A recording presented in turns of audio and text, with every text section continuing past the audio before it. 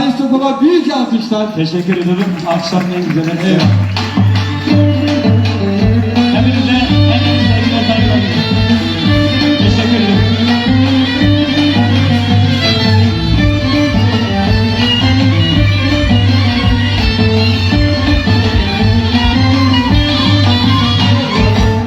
Bu çakmak yanar mısın?